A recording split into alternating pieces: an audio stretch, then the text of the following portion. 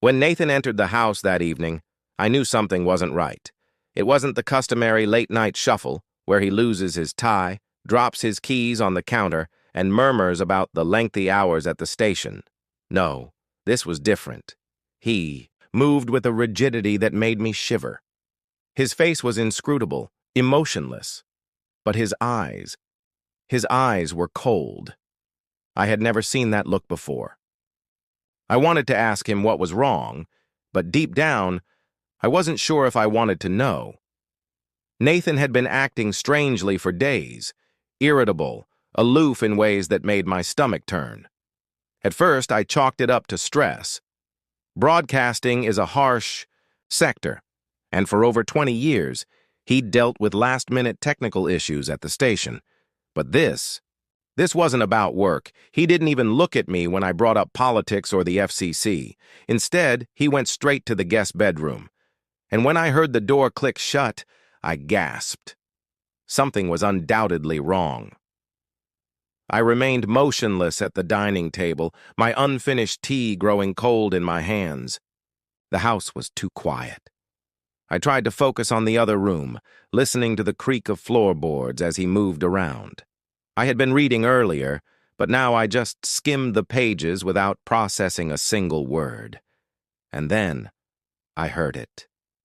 A deep, trembling sigh. The kind a man makes when his patience has run out. I turned towards the hallway, waiting, anticipating his return. My pulse quickened.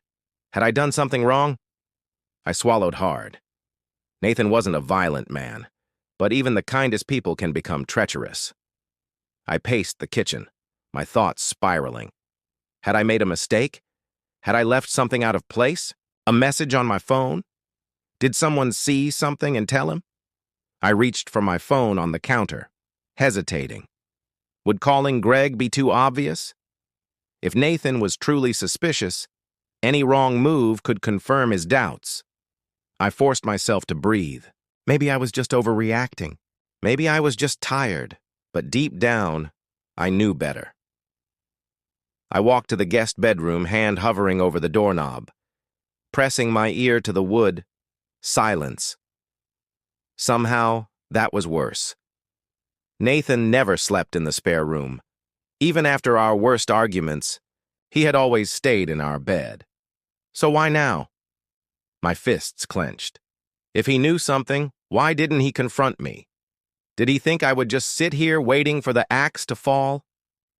Frustration churned inside me. I spun around, headed back to the kitchen and grabbed a wine glass. I wasn't getting through this sober. The first sip burned, but it didn't ease my nerves. I pulled out my phone again, scrolling through my texts. Nothing from Greg. The clock read 11:42 p.m. Nathan was still awake. I tapped my fingernails against the counter, debating. Should I act like nothing was happening? Go to bed? Or should I knock on that door and demand answers? The thought made my stomach churn.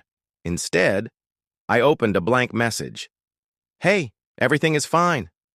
My thumb hovered over the send button. Then I deleted it. Greg would ask why I was nervous. I couldn't afford to show fear. I tightened my grip around my wine glass.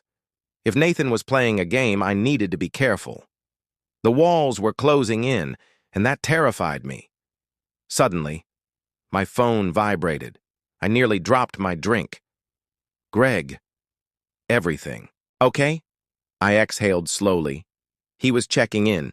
Yes, just tired. I'll see you Monday. I stared at the screen, willing myself to believe it. Monday was supposed to be an escape. A night where I could forget reality. But as I downed the last of my wine, I realized Monday wasn't an escape. It was a reckoning. I set the glass down, harder than necessary, Nathan knew, and I wasn't ready for everything to fall apart. I wiped my mouth with the back of my hand and forced myself to stand. Tomorrow, I would act normal. I would kiss Nathan good morning, hand him his coffee, and pretend everything was fine, because sometimes the best defense is a well-placed lie. Explanations, just in case Nate inquired about my reason for leaving. but he didn't. His eyes were fixed on the Monday night football game as he sat on the couch, a beer in his hand. Like any other night, the broadcast was free of tension, rage, and distrust. I hovered in the doorway, afraid of nothing, or at least nothing I could see. With my keys in my palm and my purse slung over my shoulder, I gently cleared my throat. Nathan. He hardly looked at me before nodding, and I forced my heart to keep from pounding against my ribs. I figured I'd go keep Jenna company since she's having a bad night. Even though it wasn't my best excuse, it was simple enough. Tell her I said hello, he muttered, his attention still on the screen. I waited for him to stop me. He didn't. I left. The motel I drove to after, he knew, but he didn't ask. Greg and I met at the Laurelin, a little out-of-the-way motel. We needed to be discreet. My hands gripped the steering wheel too tightly, my knuckles turning white, my stomach twisting into knots. When I pulled into Greg's parking lot, something felt wrong. He was already there. I took a deep breath to calm myself before getting out, hurrying to the room we always used. I knocked once. Greg's face softened when he saw me. "Hey, beautiful," he murmured, beckoning me inside. I attempted a smile, but even as he wrapped his arms around me, I couldn't shake the sensation that I was being watched. Greg pulled, back, studying me. "What's wrong?" "Nathan's been acting strange lately," I admitted. Greg sneered. "You're just being paranoid." I wanted to believe him, but the constant unease wouldn't leave me. Greg smiled, that smile that used to make me weak in the knees. He tilted my chin up. "Forget about him for a little while." I nodded, pushing my concerns aside as he led me to the bed. Then, the screen flickered. At first, I thought it was a power surge. But then, I saw us. The bed. The hotel room. Greg's arms around me, projected onto the screen. I stumbled, back, gasping. My stomach plummeted. Greg froze. I swung my gaze around, wide-eyed. This couldn't be real. But my heart was pounding so loudly in my ears. We were live, for everyone to see. Oh my God. Nathan had set me up. A strangled sound slipped out of me, part sob, part gasp. My hand shook as I fumbled for my purse, my phone. I dialed Nathan. It rang. And then he answered. "Having fun with the game?" His voice was calm. Too calm. My jaw dropped. "Nathan!" My voice barely came out as a whisper. He laughed. "Oh, I didn't do anything, Claire." His voice was smooth, casual. "But you did. You planned this." My throat was closing, my lungs gasping for air. "Everybody saw it." Greg cursed under his breath, running a hand through his hair. I ignored him. My focus was on Nathan. "Nathan," I whispered, "please, don't do this." His voice turned cold. "You made your choices. Now live with them." The line went dead. I didn't even realize I was crying until I tasted salt on my lips. Greg turned off the television. But it didn't matter. The damage was done. The church, the station, our friends, my daughters. Everyone had seen it. I collapsed into a chair, my legs too weak to hold me up. Greg ran a hand down his face. "We have to fix this," I muttered, panicked. But there was nothing to fix. After a year of believing I was in control, Nathan had destroyed me in a single night. My marriage, broken, my reputation, shattered. And the worst part? Nathan hadn't even raised his voice. He hadn't screamed. He hadn't demanded revenge. He had simply let me go. And that, somehow, was worse. Greg reached for me. "Claire, listen." I pulled away, stumbling to my feet, gasping for breath. I had to go home. I had to face what was left. I don't remember the drive. I don't remember Greg calling my name. I only remember the panic, the white-hot terror that filled every part of me. Nathan had set me up, and I had walked straight into it. The whole city had seen. I pulled into the driveway, barely aware of my own shaking hands, my ragged breaths. The house was dark, except for a faint glow from inside. Nathan was waiting. I forced myself forward, my heels clicking on the pavement. At the door, I hesitated. Then I pushed it open. Nathan sat on the couch, whiskey in hand, legs crossed. But he wasn't angry. He wasn't smug. He was bored, like I wasn't even worth his rage.